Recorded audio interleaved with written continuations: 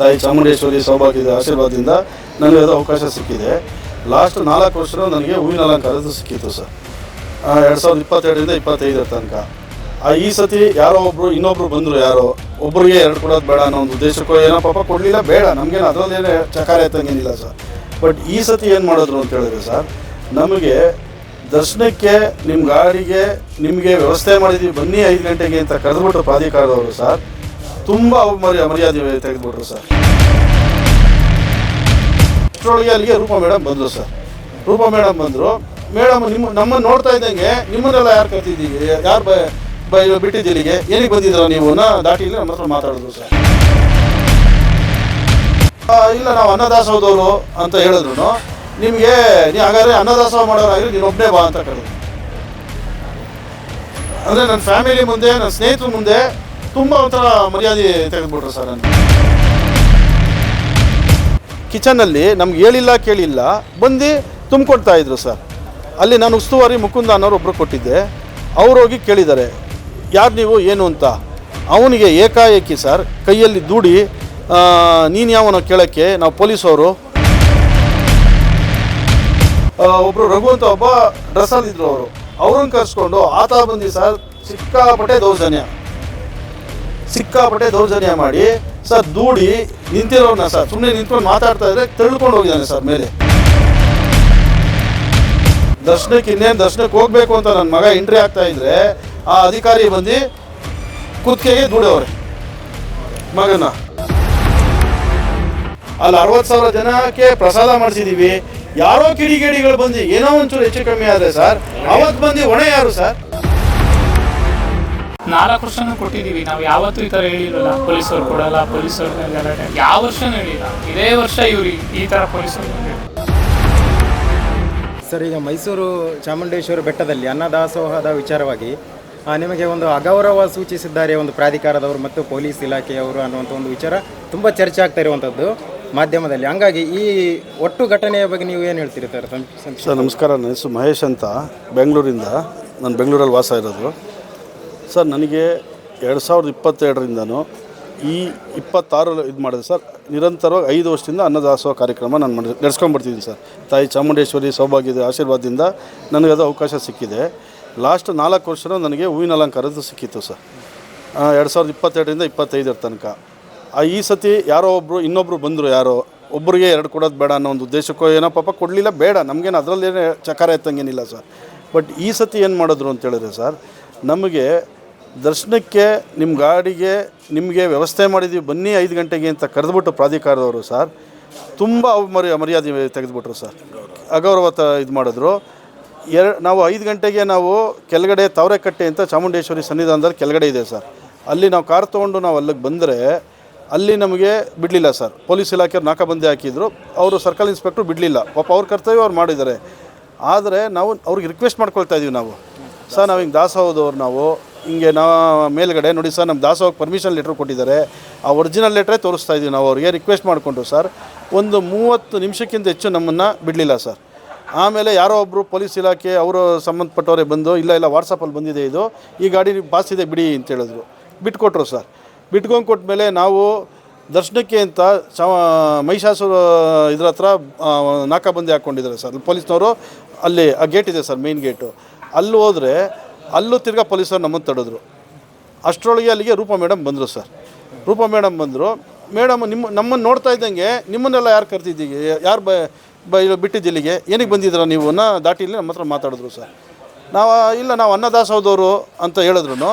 ನಿಮಗೆ ಹಾಗಾದ್ರೆ ಅನ್ನದಾಸೋಹ ಮಾಡೋರಾಗಿರಿ ನೀನೊಬ್ಬನೇ ಬಾ ಅಂತ ಕರೆದ್ರು.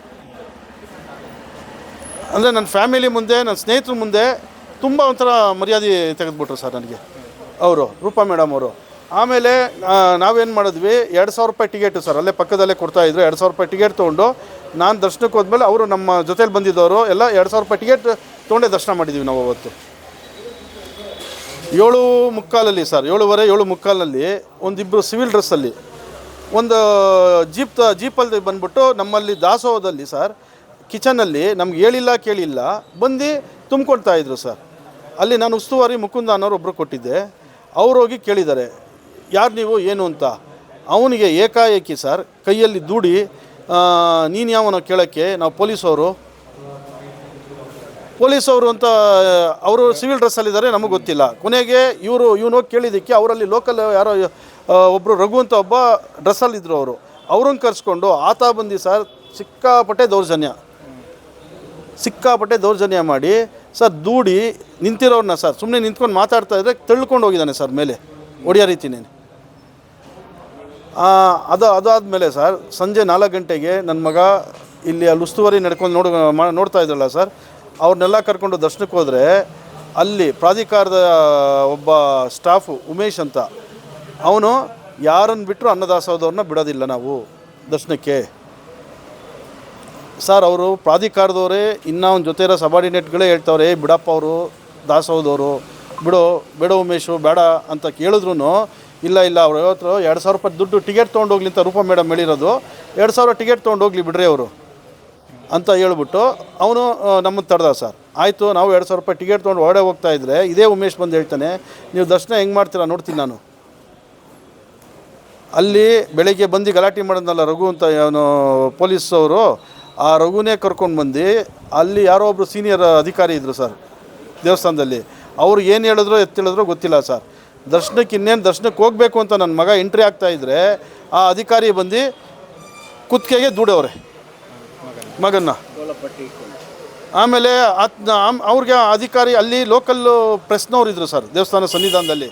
ಪ್ರೆಸ್ನವರು ಮತ್ತು ಅಲ್ಲಿ ಸಾರ್ವಜನಿಕರು ಯಾವಾಗ ಗಲಾಟೆ ಮಾಡೋಕ್ಕೆ ಶುರು ಮಾಡಿದ್ರು, ಯಾಕೆ ಹಿಂಗೆ ಮ್ಯಾನ್ ಹ್ಯಾಂಡ್ಲು ಮಾಡ್ತೀರಾ ಅಂತ, ಆವಾಗ ಅದೇ ಅಧಿಕಾರಿ ಬಂದು ಆಯಿತು ಬಾಪ ನಾನೇ ದರ್ಶನ ಮಾಡಿಸ್ತೀನಿ ಬಾಪ ನಿನಗೆ ಅಂತ ಕರ್ಕೊಂಡು ಹೋಗೋಕೆ ಬಂದಾಗ ನನ್ನ ಮಗ ಒಂದೇ ಮಾತು ಹೇಳಿದ್ದಾನೆ ಸರ್ ನಾನು ಇಲ್ಲಿಂದನೇ ಕೈ ಮುಗಿತೀನಿ ಬಿಡಿ, ನಿಮಗೆಲ್ಲ ನನಗೆ ಈ ರೀತಿ ಬಂದಿದ್ದಕ್ಕೂ ನನಗೆ ಒಳ್ಳೆ ಬೆಲೆ ಇದಾಯಿತು ಸಾಕು ಅಂದ್ಬಿಟ್ಟು ಅಲ್ಲಿಂದನೇ ಕಣ್ಣಲ್ಲಿ ನೀರು ಹಾಕ್ಕೊಂಡು ಕೈ ಮುಕ್ಕೊಂಡು ವಾಪಸ್ ಬಂದ್ಬಿಟ್ಟ ಸರ್. ಈಗ ಗಾಡಿ ತಡೆದು ನಿಲ್ತಿದ್ರಲ್ಲ ಬೆಳಗ್ಗೆ ಬರುವಾಗ, ಅವ್ರಿಗೆ ನಿಲ್ಸಿ ಏನಂತ ಕೇಳಿದಿರ್ತಾರೆ ಅಂದರೆ ನಿಮ್ಮ ಹತ್ರ ನಿಮ್ಮ ವೆಹಿಕಲ್ ನಿಮ್ಮ ಹತ್ರ ಪಾಸ್ ಇದೆಯಾ ಅಂತ ಕೇಳಿದ್ರು ಸರ್. ಅವರು ಪಾಸ್ ಇದೆಯಾ ಅಂತ ಕೇಳಿದ್ರು. ನಾವು ದಾಸೋಹದ ಲೆಟ್ರ್ ತೋರಿಸಿದ್ವಿ ಸರ್, ಮತ್ತು ಪ್ರೋಟೋಕಾಲಲ್ಲಿ ಹಾಕಿದ್ದೀವಿ ಅಂತ ನಮಗೆ ಇವ್ರು ಹೇಳಿದ್ರು ಸರ್, ಪ್ರಾಧಿಕಾರದವ್ರು ಹೇಳಿದರು.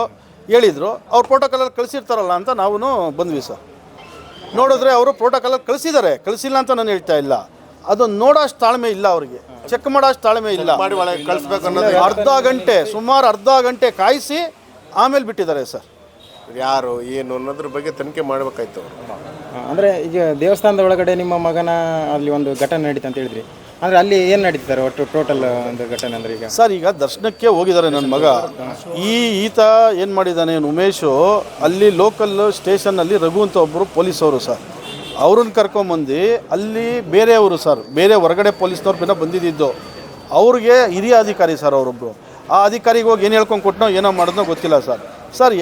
ಬೇರೆ ಜನ ಹೋಗೋ ತನಕನೂ ಚೆನ್ನಾಗೇ ಇತ್ತು ಸರ್. ನನ್ನ ಮಗ ದರ್ಶನ ಮಾಡೋದಕ್ಕೆ ಅಂತ ಮುಂದೆ ಹೋದ ಸರ್, ಅವ್ರು ಏಕಾಏಕಿ ಸರ್ ಕುತ್ತಿಗೆಗೆ ಕೈ ಹಾಕಿ ಸೈಡಿಗೆ ತಳ್ಳಿದ್ರು ಸರ್. ಈಗ ಸರ್ ನೀವು ಹೇಳಿದ್ರಿ ವೈಯಕ್ತಿಕ ಉದ್ದೇಶ ಯಾವುದೂ ಇಲ್ಲ ನಮಗೆ, ಅಂದರೆ ಯಾರನ್ನು ದ್ವೇಷಿಸಬಾರ್ದು ಅಂತ. ಆದರೆ 2,000 ಕೊಟ್ಟು ನೀವು ಒಳಗಡೆ ಹೋದ್ರೆ ಸರ್ ಅವರು ಯಾಕೆ ದುಡ್ಡಿದ್ರು? ನಾನು ಅದನ್ನೇ ಪ್ರಶ್ನೆ ಮಾಡೋದಕ್ಕೆ ನಾನು ಇವತ್ತು ಇಲ್ಲಿ ಬಂದಿರೋದು. ನಾನು ಅದನ್ನೇ ಪ್ರಶ್ನೆ ಮಾಡೋದಕ್ಕೆ 2,000 ಈಗ ನಾವಲ್ಲಿ ಅನ್ನದಾನ ಮಾಡಿಸ್ತಾ ಇದ್ವಿ, ನಮಗಂತೂ ನೀವು ದರ್ಶನಕ್ಕೆ ಸೌಭಾಗ್ಯ ಮಾಡಿಕೊಡ್ಲಿಲ್ಲ, ದರ್ಶನದಕ್ಕೆ ನಮಗೆ ವ್ಯವಸ್ಥೆ ಮಾಡಿಕೊಡ್ಲಿಲ್ಲ. ಈ 2,000 ರೂಪಾಯಿ ಟಿಕೆಟ್ಗೂ ಬೆಲೆ ಇಲ್ವಾ? 2,000 ರೂಪಾಯಿ ಟಿಕೆಟ್ ತೊಗೊಂಡು ನಾವು ಅಲ್ಲಿ ಹೋದ್ಮೇಲೆ ದರ್ಶನ ಮಾಡೋಕ್ಕೆ ಯಾಕೆ ನಮ್ಮನ್ನು ಬಿಡಲಿಲ್ಲ? ನಿಮ್ಮ ಇವರು ಏನೋ ಪ್ರಾಧಿಕಾರದ ವ್ಯಕ್ತಿ ಈ ರೀತಿ ಮಾಡೋದ್ನಲ್ಲ ಸರಿನಾ? ಅಂದರೆ ಇಲ್ಲಿ ಪ್ರಾಧಿಕಾರದವರು ಪೊಲೀಸ್ನವರು ಇಬ್ಬರು ಸಹ ಸೇರಿ ಮಾಡಿರೋದು 100% ಸರ್. ಹೌದು ಸರ್. ಈಗ ನೀವು ಎಷ್ಟು ವರ್ಷದಿಂದ ಸರ್ ಇಲ್ಲಿ ಸೇವೆ ಮಾಡಿ? 2022ರಿಂದ ಇಲ್ಲಿ ತನಕ ಇದು 5ನೇ ವರ್ಷ ಸೇವೆ ಸರ್ ನಾನು ಮಾಡ್ತಾ ಇರೋದು. ಅನ್ನದಾನ ಸೇವೆ ಮಾಡ್ತಾ ಇದ್ದೀನಿ. 2022ರಿಂದ ಕಳೆದ ವರ್ಷದ ತನಕ 2025 ತನಕ ಹೂವಿನ ಅಲಂಕಾರನೂ ಕೊಟ್ಟಿದ್ದು ಸರ್ ನನಗೆ. ಈ ಸತಿ ಏನೋ 3ನೇ ವಾರದವ್ರಿಗೆ ಏನೋ ಚೂರು ಅವ್ಯವಸ್ಥೆ ಆಯಿತು, ಅದಕ್ಕೆ 3ನೇ ವಾರದವರು 4ನೇ ವಾರ ಮಾಡ್ತಾರೆ, ನಿಮ್ಗೆ ಈ ಸತಿ ಅವಕಾಶ ಕೊಡೋದಿಲ್ಲ ಅಂತ ಹೇಳಿದ್ರು ಸರ್. ಬೇಡ ಬಿಡಿ, ನಮ್ಗೆ ಅನ್ನದಾಸೋಹದಾನ ಕೊಟ್ಟಿದ್ದೀರಲ್ಲ, ತಾಯಿ ಸೌಭಾಗ್ಯ ನಮ್ಗೆ ಅಷ್ಟನ್ನು ಸಿಕ್ಕಿದೆಯಲ್ಲ ಅಂದ್ಕೊಂಡು ನಾವು ಅನ್ನದಾಸೋಹ ಮಾಡೋಣ ಅಂತ ಬಂದಿದ್ವಿ ಸರ್. ಅಂದರೆ ಸರ್ ಈ ಮೊದಲು ಮಾಡಿದ್ರಲ್ಲ ಅನ್ನದಾಸೋಹ, ಆ ಸಂದರ್ಭದಲ್ಲಿ ಏನಾದರೂ ಆಗಿ? ಸರ್ ಆ ಸಂದರ್ಭದಲ್ಲೂ ಸಣ್ಣ ಪುಟ್ಟ ಇತ್ತು ಸರ್. ನಾವು ಅವ್ರಿಗೆ ಕಳೆದ 3 ವರ್ಷದಿಂದನೂ ನಾವು ಹೇಳ್ಕೊಂಬರ್ತಾನೆ ಇದ್ವಿ ಸರ್, ನಮ್ಮದು ಒಂದು ಮೀಟಿಂಗ್ ತೊಗೊಳ್ಳಿ, 4 ಆಷಾಢ ಶುಕ್ರವಾರ ಮಾಡೋರು ವರ್ಧಂತಿ ಅವ್ರದ್ದು ಒಂದು ಮೀಟಿಂಗ್ ತೊಗೊಳ್ಳಿ, ನೀವು ಹೋಗಿ ಅಲ್ಲಿ ಜಿಲ್ಲಾಡಳಿತದ ಹತ್ರ ಚರ್ಚೆ ಮಾಡೋಕ್ಕೆ ಮುಂಚೆ ನಮ್ಮದೊಂದು ಮೀಟಿಂಗ್ ತೊಗೊಂಡು ನಮಗೂ ಏನು ಅವ್ಯವಸ್ಥೆ ಇದೆ ಇಲ್ಲಿ ಏನು ಎತ್ತ ಅಂತ ತಾವೊಂದು ನಮ್ಮದು ಒಂದು ಅಹವಾಲು ತಾವು ಕೇಳಿಕೊಂಡು ಅಲ್ಲೋಗಿ ಚರ್ಚೆ ಮಾಡಿ ನೀವು ಅದನ್ನು ಸ್ಯಾಟ್ ಔಟ್ ಮಾಡ್ಬೋದಾಗಿತ್ತು ಅಂತಲೂ ನಾವು ಹೇಳಿದ್ದೀವಿ ಸರ್. ಅದಕ್ಕೆ ಕವಡೆ ಕಾತು ಕಿಮ್ಮತ್ತಿಲ್ಲ ಸರ್ ಆ ಮಾತಿಗೆ. ಅವರು ದಾಸೋಹ ಮಾಡಿ ಅನ್ನೋದು ಲೆಟ್ರು ನಮಗೆ ಕೊಡೋದೇನೆ 3 ದಿವಸ ಇದ್ದಂಗೆ ಎಂದಾಗ ಇನ್ನು ನಮಗೆ ಬೇರೆ ರೀತಿ ಏನಾರು ಸೌಲಭ್ಯ ಮಾಡಿಕೊಡ್ತಾರಾ ಸರ್ ಅವರು? ನಮ್ಮ ಹತ್ರ ಮಾತ್ರ ದೊಡ್ಡದಾಗಿ ಸರ್ ಒಂದು 100 ರೂಪಾಯಿ ಚಾಪಾ ಕಾಗದಲ್ಲಿ ನೀವು ಸೈನ್ ಹಾಕೊಂಡು ಕೊಟ್ಬಿಡ್ಬೇಕು. ನಾವು ಇಲ್ಲಿ ಏನೇ ಅಹಿತಕರ ಘಟನೆ ಆಗಲಿ, ಏನೇ ಒಂದು ಸಮಸ್ಯೆ ಆಗಲಿ, ನಾವೇ ಅದಕ್ಕೆ ಸಂಪೂರ್ಣ ಜವಾಬ್ದಾರರು. ಈಗ ಅವ್ರು ಬಂದು ಪ್ರಸಾದ ತೊಗೊಂಡೋಗಕ್ಕೆ ಬಂದರು ಸರ್. ಬಂದು ಒಂದು ಮಾತು, ನೋಡಿ ಸ್ವಾಮಿ, ನಾವು ಹಿಂಗೆ ಡಿಪಾರ್ಟ್ಮೆಂಟ್ನವರು ಹಿಂಗೆ ಪ್ರಸಾದ ನಮ್ಮವ್ರಿಗೆ ಹಿಂಗೆ ತೊಗೊಂಡೋಗಕ್ಕೆ ಬಂದಿದ್ದೀವಿ ಅಂತ ಒಂದು ಮಾತು ಹೇಳಿದರೆ ನಮಗೂ ಡಿಪಾರ್ಟ್ಮೆಂಟವರು ಅನ್ನೋ ಒಂದು ಅಪಾರವಾದ ಗೌರವ ಐತೆ ಸರ್ ಡಿಪಾರ್ಟ್ಮೆಂಟ್ ಮೇಲೆ. ಅವರು ನಾವು ಸಂತೋಷ ಕೊಟ್ಟು ಕಳಿಸ್ತಾ ಇದ್ವಿ. ಹೇಳಲಿಲ್ಲ ಕೇಳಲಿಲ್ಲ, ಏಕಾಏಕಿ ನಾವು ಟಿಫನ್ ಮಾಡ್ಕೊಂಡು ಕುಂತಿದ್ವಿ, ಇವ್ರು ಏಕಾಏಕಿ ಬಂದು ತುಂಬ್ಕೊಂಡು ಹೋಗ್ತಾವ್ರೆ. ಅಲ್ಲಿ 60,000 ಜನಕ್ಕೆ ಪ್ರಸಾದ ಮಾಡಿಸಿದ್ದೀವಿ. ಯಾರೋ ಕಿಡಿಗೇಡಿಗಳು ಬಂದು ಏನೋ ಒಂಚೂರು ಹೆಚ್ಚು ಕಮ್ಮಿ ಆದರೆ ಸರ್, ಅವತ್ತು ಬಂದು ಹೊಣೆ ಯಾರು ಸರ್? ಯಾರು ಸರ್ ಹೊಣೆ? ಇವ್ರು ಏಕಾಏಕಿ ಬಂದು. ಮತ್ತು ಇನ್ನೊಂದು ಸರ್ ನಿಮ್ಮ ಗಮನಕ್ಕೆ ತೊಗೊಂಬರ್ತೀನಿ, ಇದೇ ಡಿಪಾರ್ಟ್ಮೆಂಟ್ನವರು ಸರ್ ಇನ್ನೂ ಒಂದು ಕೆಳಗಡೆ ಬಸ್ಸು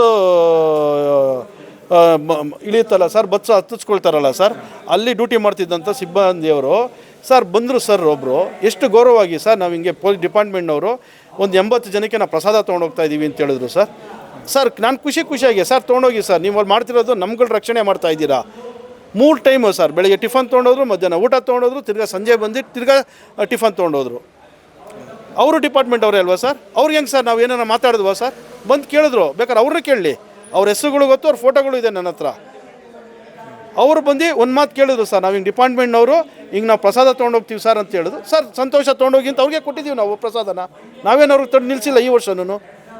ಇವ್ರು ಬಂದು ಏಕಾಏಕಿ ದೌರ್ಜನ್ಯ, ನೀನು ಯಾವನೋ ಕೇಳೋಕ್ಕೆ, ಏನು ಯಾರು ನೀವು ಅಂತಲೂ ಕೇಳೋಕ್ಬಾರ್ದು ಅಂತ ಹೇಳಿದ್ರೆ ನಾವು ಯಾವ ಇದರಲ್ಲಿ ಇದ್ದೀವಿ ಸರ್ ಇವತ್ತು? ಓಲಿ ಅಲ್ಲಿ ಏನಾದರೂ ಒಂದು ಅಹಿತಕರ ಘಟನೆ ಆದಾಗ ಇವರು 3 ಜನ ಬರ್ತಾರಾ ಸರ್ ನಿಂತ್ಕೊಂಡು ಸಾಲ್ವ್ ಮಾಡೋದಕ್ಕೆ? ನಮ್ಮನ್ನಲ್ವ ಸರ್ ಕೇಳೋದಲ್ಲಿ? ಯಾರೋ ಕಿಡಿಗೇಡಿಗಳು ಏನೋ ಒಂದು ದುರುದ್ದೇಶ ಇಟ್ಕೊಂಡು ಅಲ್ಲಿ ಬಂದು ಏನೋ ಒಂಚೂರು ಏನೋ ನಾವು ವ್ಯವಸ್ಥೆ ಮಾಡಿಬಿಟ್ರೆ ಅವತ್ತು ಆನ್ಸರಬಲ್ ನಾವು ಸರ್. ಅಲ್ಲಿ ನಾವೂ ಜವಾಬ್ದಾರಿ ಕೊಟ್ಟಿದ್ವಿ ಸರ್ ಒಂದು 4-5 ಜನಕ್ಕೆ, ನೀವು ನೋಡಪ್ಪ ನೀನು ಇಲ್ಲಿ ಮೇಂಟೈನ್ ಮಾಡು, ನೀವು ಇಲ್ಲಿ ಮೇಂಟೈನ್ ಮಾಡಿ, ನೀವು ಇಲ್ಲಿ ಮೇಂಟೈನ್ ಮಾಡಿ ಅಂತ. ನಾನು ಬೆಂಗಳೂರಿಂದ ಒಂದು 20 ಜನ ಹುಡುಗರನ್ನ, ರಿಲೇಷನ್ಗಳನ್ನ, ಸ್ನೇಹಿತರುಗಳನ್ನೆಲ್ಲ ಕರ್ಕೊಂಬಂದು ನಾನು ಒಬ್ಬ ಏನೂ ಮಾಡೋಕ್ಕಾಗೋದಿಲ್ಲ ಸರ್. ಎಲ್ಲರೂ ಸೇರ್ಕೊಂಡಾಗ ಸರ್ ಒಂದು ಮಾಡೋದು. ಏನು 52,000 ಜನಕ್ಕೆ ಊಟ ಸರ್ ಈ ಸತಿ ಹಾಕಿರೋದು. 52,000 ಜನಕ್ಕೆ ಊಟ ನಾನೊಬ್ಬ ನಿಂತ್ಕೊಂಡು ಮಾಡೋಕ್ಕಾಗತ್ತಾ ಸರ್? ಅಲ್ಲಿ ನನಗೂ ಸಪೋರ್ಟ್ ಬೇಕು ಸರ್, ಸ್ನೇಹಿತರುಗಳು ಬೇಕು. ಮೈಸೂರಲ್ಲಿ ನೋಡಿ ದಿವಾಕರಣ್ಣ ಅವರೇ, ಜಯರಾಮಣ್ಣ ಅವರೇ, ಬೆಂಗಳೂರಿಂದ ಹರೀಶ್ ಅಂತ ನನ್ನ ಸ್ನೇಹಿತ, ನಮ್ಮ ಇನ್ನೂ ಸುಮಾರು ಜನ ಬಂದವರೇ ಸರ್ ನನ್ನ ಜೊತೆ. ಸರ್ ಪ್ರತಿ ವರ್ಷ ಪೊಲೀಸರು ಕೊಟ್ಟಿದ್ದೀವಿ. ಪ್ರತಿ ವರ್ಷ 5 ವರ್ಷದಿಂದ ಇದು 5ನೇ ವರ್ಷ, 4 ವರ್ಷನೂ ಕೊಟ್ಟಿದ್ದೀವಿ. ನಾವು ಯಾವತ್ತೂ ಈ ಥರ ಹೇಳಿಲ್ವಲ್ಲ, ಪೊಲೀಸರು ಕೊಡಲ್ಲ, ಪೊಲೀಸವ್ರ ಮೇಲೆ ಗಲಾಟೆ, ಯಾವ ವರ್ಷನೂ ಹೇಳಿಲ್ಲ. ಇದೇ ವರ್ಷ ಇವ್ರು ಈ ಥರ ಪೊಲೀಸರು ಬಂದಿರ್ತಾರೆ. ಪ್ರತಿ ವರ್ಷ ಕೊಟ್ಟಿದ್ದೀವಿ, ಯಾವ ವರ್ಷನೂ ಕೊಡದೆ ಅಂತ ವರ್ಷನೇ ಇಲ್ಲ. ಮೇಲ್ಗಡೆ ರೂಮ್ ಕೊಡಲ್ಲ, ಕೆಳಗಡೆ ಕಾರ್ ಹೋದರೆ ಮೇಲ್ಗಡೆ ಬರೋಕ್ಕೆ ಅವಕಾಶ ಇಲ್ಲ. ನಾವು ಎಲ್ಲಿರಬೇಕು? ಹಂಗೂ ಕಾರಲ್ಲೇ ಮನ್ಗಿದ್ದೀವಿ. ಇನ್ನೇನು ಮಾಡ್ಬೇಕು ಹೇಳಿ?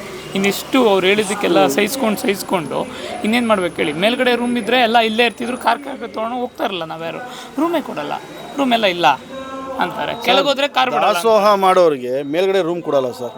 ಪ್ರಾಧಿಕಾರದಲ್ಲಿ ರೂಮ್ ಏನು ಸರ್ ಮಾಡ್ತಾರೆ ಅವರು? ಸೇವೆ ಮಾಡೋರಿಗೆ ಕೇಳಿದ್ರೆ ರೂಮ್ ಕೊಡಲ್ಲ.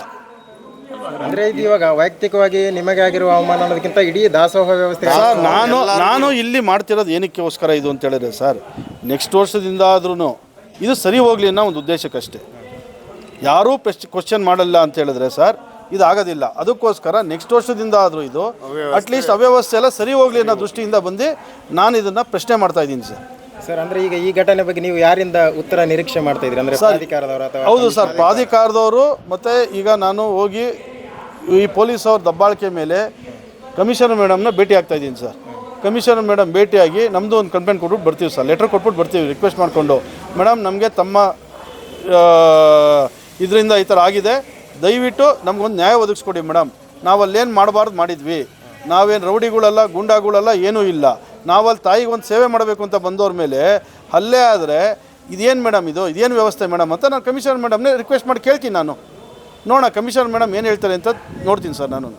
ಅಂದರೆ ಈಗ ದೇವಸ್ಥಾನದಲ್ಲಿ ನಿಮ್ಮ ಮಗನಿಗೆ ಆಗಿರುವಂಥ ಅದರ ಘಟನೆ ಬಗ್ಗೆ ನಿಮಗೆ ಏನು ಅನಿಸುತ್ತೆ ಸರ್? ನನ್ನ ಮಗನ ಮೇಲೆ ಒಬ್ಬನ ಮೇಲೆ ಅಲ್ಲ ಸರ್, ನನ್ನ ಸ್ನೇಹಿತ ಆದ ಮುಕುಂದನ ಮೇಲೂ ಆಗಿದೆ ಸರ್. ಆತನಿಗೂ ದುಡಿದ್ದಾರೆ ಸರ್. ಬೆಳಿಗ್ಗೆ ಟಿಫನಿಗೆ ಬಂದಾಗ, ತೊಗೊಂಡೋಗಕ್ಕೆ ಬಂದಾಗ ಅಲ್ಲೂ ಇದು ಮಾಡಿದ್ದಾರೆ ಸರ್. ಈಗ ಅದಕ್ಕೆ ಸಂಬಂಧಪಟ್ಟಂಗೆ ಅದು 2 ಪಾಯಿಂಟ್ಗೋಸ್ಕರನೇ ನಾನು ಮೇಡಮ್ ಅವ್ರ ಹತ್ರ ಹೋಗಿ ಕೇಳ್ತೀನಿ ಸರ್. ನಾನು ಏನು ಮೇಡಮ್ ಈ ಥರ ಆಗಿದೆ, ತಮ್ಮ ಗಮನಕ್ಕೆ ಬಂದಿದೆಯೋ ಇಲ್ಲೋ ಗೊತ್ತಿಲ್ಲ, ದಯವಿಟ್ಟು ನೋಡಿ ಮೇಡಮ್, ನಮ್ಮ ನ್ಯಾಯ ಒದಗಿಸ್ಕೊಡಿ ಮೇಡಮ್ ಅಂತ ಮೇಡಮ್ ಅವ್ರ ಹತ್ರ ಹೋಗಿ ರಿಕ್ವೆಸ್ಟ್ ಮಾಡ್ಕೊತೀನಿ ಸರ್ ನಾನು. ಸರ್ ಈಗ ಇಷ್ಟು ಘಟನೆ ನಡೆದಿದೆ ಅಂದರೆ ಮುಂದಿನ ವರ್ಷಕ್ಕೆ ಅಂದರೆ ನೀವೇನು ದಾಸೋಹ ಮಾಡುವ? ಸರ್ ನಾನು ಇದೇ ಹೇಳ್ತೀನಲ್ಲ ಸರ್, ಇಲ್ಲಿಂದನೇ ಕೈ ಮುಗಿತೀನಿ ಸರ್. ಬೆಂಗಳೂರಲ್ಲಿ ಇದಕ್ಕಿಂತ ಚಿಕ್ಕ ದೇವಸ್ಥಾನ ಇರ್ಬೋದು, ಚಾಮುಂಡೇಶ್ವರಿ ತಾಯಿ ದೇವಸ್ಥಾನಗಳೇ ಇದೆ, ಅಲ್ಲೇ ಮಾಡ್ತೀನಿ ಸರ್, ಅಲ್ಲೇ ಸೇವೆ ಮಾಡ್ತೀನಿ ಸರ್, ಸಾಕು ಸರ್. ಅಂದರೆ ಈಗ ಇವ್ರು ಏನಾದರೂ ಇದಕ್ಕೆ ಸರಿಯಾದ ಸೂಕ್ತ ಕ್ರಮ ತಗೊಂಡ್ರೆ ಮತ್ತೆ ವಾಪಸ್ ಮುಂದಿನ ವರ್ಷ ಇದಕ್ಕೆ ನೋಡೋಣ ಸರ್. ತಾಯಿ ಏನೋ ನಮಗೆ ತಾಯಿ ಯಾವತ್ತೇನು ಕೊಡುತ್ತೋ ಮಾಡೋಣ ಸರ್. ಜಿಲ್ಲಾಡಳಿತ ಮತ್ತು ಪ್ರಾಧಿಕಾರ ದಯವಿಟ್ಟು ಇದಕ್ಕೆ ಮಧ್ಯಪ್ರವೇಶಿಸಿ ಇಂಥ ದಾಸೋಹ ಮಾಡೋ ಅಂಥ ನಮ್ಮ ಆತ್ಮೀಯ ಸ್ನೇಹಿತರಾದಂಥ ಮಹೇಶ್ರವರಿಗೆ ಏನು ಇವತ್ತು ಒಂದು ನೋವಾಗಿದೆ, ಆ ನೋವನ್ನು ಅವರು ಪರಿಗಣಿಸಬೇಕು. ಮುಂದಿನ ದಿನಗಳಲ್ಲಿ ಅವರಿಗೆ ದಾಸೋಹ ಮಾಡೋ ಅಂಥ ಯಾರೇ ಆಗಲಿ, ಮಹೇಶಣ್ಣ ಆಗಲಿ, ದಿವಾಕರಣ ಆಗಲಿ, ಯಾರೇ ಆಗಲಿ, ಅಂಥವ್ರಿಗೆ ಪ್ರಾಧಿಕಾರದವ್ರು ರೂಮ್ ಕೊಡೋಂಥ ವ್ಯವಸ್ಥೆ ಮಾಡಬೇಕು. ಅವರ ಫ್ಯಾಮಿಲಿಗೆ 10ರಿಂದ 15 ಜನಕ್ಕೆ ದೇವಿ ದರ್ಶನ ಮಾಡೋಂಥ ಭಾಗ್ಯವನ್ನು ಕರುಣಿಸಬೇಕು. ಅವ್ರಿಗೆ ಯಾವುದೇ ಥರದ ಮನಸ್ಸು ಸಣ್ಣ ನೋವು ಆಗದ ರೀತಿ ಇವತ್ತು 50ರಿಂದ 60 ಸಾವಿರ ಜನಕ್ಕೆ ದಾಸೋಹ ಮಾಡೋದಿನ್ನು ಸಣ್ಣ ವಿಚಾರನ. ಮದುವೆ ಊಟನೂ ಕೂಡ ಆ ಥರ ಮಾಡಿಲ್ಲ, ಆ ಥರ ಮಾಡಿದ್ದಾರೆ. ಅಂಥವ್ರಿಗೆ ಇವತ್ತು ಜಿಲ್ಲಾಡಳಿತ ಪ್ರಾಧಿಕಾರ ಸಪೋರ್ಟ್ ಮಾಡಬೇಕು. ಸೇವೆ ಮಾಡೋಂಥ ಭಕ್ತಾದಿಗಳಿಗೆ ಸೇವೆ ಮಾಡಿಸ್ಬೇಕು, ಸಪೋರ್ಟ್ ಮಾಡಬೇಕು. ಮುಂದಿನ ದಿನಗಳಲ್ಲಿ ಅವರ ಮನವೊಲಿಸಿ ನಾವು ಸೇವೆ ಮಾಡೋಂಥ ಕೆಲಸವನ್ನು ನಾವು ಮಾಡಿಸ್ತೀವಿ. ಇದನ್ನು ಮಧ್ಯಪ್ರವೇಶಿಸಿ ಜಿಲ್ಲಾಡಳಿತ ಮತ್ತು ಪ್ರಾಧಿಕಾರ ಇದು ಬಗೆಹರಿಸಬೇಕು. ಇದು ಬಹಳ ಖಂಡನೀಯ. ಅದಕ್ಕೆ ನಾವು ಪತ್ರಿಕಾ ಮಾಧ್ಯಮದವ್ರಿಗೂ ಕೂಡ ಹೇಳಿದ್ದೀವಿ, ದಯಮಾಡಿ ನೀವು ಕೂಡ ಅವ್ರಿಗೆ ಕಣ್ತರಿಸುವಂಥ ಒಂದು ಕೆಲಸವನ್ನು ಮಾಡಬೇಕು. ಲಯನ್ ಜೈರಾಮ್, ಮೈಸೂರು. ಈಗೆಲ್ಲ ವಿಷಯವನ್ನು ಮಹೇಶಣ್ಣ ಈಗಾಗಲೇ ನಿಮ್ಮ ಮಾಧ್ಯಮದ ಮುಖಾಂತರ ಹೇಳಿದ್ದಾರೆ. ಮುಂದಿನ ದಿನಗಳಲ್ಲಿ ಈ ಥರ ಅಂಥ ಒಂದು ತಪ್ಪುಗಳಾಗಬಾರ್ದು. ಯಾರೇ ದಾನಿ ಇರಲಿ, ಅನ್ನದಾನ ಇರ್ಬೋದು, ಬೇರೆ ಬೇರೆ ವಿಚಾರದಲ್ಲಿ ದಾನಗಳನ್ನು ಮಾಡಿದ್ರು ಕೂಡ ಅವರಿಗೆ ಗೌರವ ಸಿಗಬೇಕು, ಅವರಿಗೆ ಒಂದು ಪ್ರಸಾದ ಕೊಡುವಂಥ ವ್ಯವಸ್ಥೆ ಈ ಕ್ಷೇತ್ರದಲ್ಲಿ ಆಗಬೇಕು ಅಂತ ನಾನು ಕೇಳ್ಕೊತೀನಿ.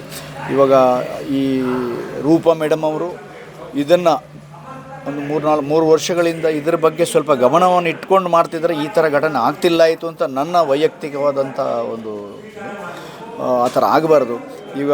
ಈಗ ತಾನೇ ನಮ್ಮ ಜಯರಾಮಣ್ಣ ಕೂಡ ಮಾತಾಡಿದ್ರು, ಅಗೌರವ ಆಗಿದೆ ಅವರಿಗೆ. ಅನ್ನದಾನ ಅಲ್ಲ, ಇದು ಮಹಾ ಅನ್ನದಾನ. ಯಾಕಂದರೆ ಇದು ಹುಡುಗಾಟಿಗೆ ವಿಚಾರ ಅಲ್ಲ, 1,000-2,000 ಜನಂಥ ಊಟದ ವಿಚಾರ ಅಲ್ಲ. ಇದು 50ರಿಂದ 60 ಸಾವಿರ ಜನಕ್ಕೆ ಊಟ ಆಗ್ತಾರೆ ಅಂತಂದರೆ ಅವರಿಗೆ ಅವ್ರದ್ದಾದಂಥ ಒಂದು ಗೌರವ ಕೊಟ್ಟು ರೂಪಾ ಮೇಡಮ್ ಒಂದು ಮುತುವರ್ಜಿ ವಹಿಸ್ಕೊಂಡು 4 ವಾರದಿಂದ ಯಾರ್ಯಾರು ಅನ್ನದಾನ ಮಾಡಿದ್ದಾರೆ ಆ ಅನ್ನದಾನದ ಹತ್ರ ಹೋಗಿ ಅಲ್ಲೊಂದು 2 ವಿಚಾರವನ್ನು ಮಾತಾಡಿ ಅಲ್ಲೇ ಬೇಕಾದ್ರೆ ಅವ್ರಿಗೊಂದು ಪ್ರಸಾದ ಕೊಡುವ ವ್ಯವಸ್ಥೆಯನ್ನು ಮಾಡಿ ದರ್ಶನದ ವ್ಯವಸ್ಥೆಯನ್ನು ಮಾಡ್ತಿದ್ರೆ ಈ ಥರ ಗ್ಯಾರಂಟಿ ಆಗ್ತಿಲ್ಲಾಯಿತು, ಇನ್ನು ಮುಂದಕ್ಕೆ ಆಗಬಾರ್ದು ಅನ್ನೋ ಒಂದು.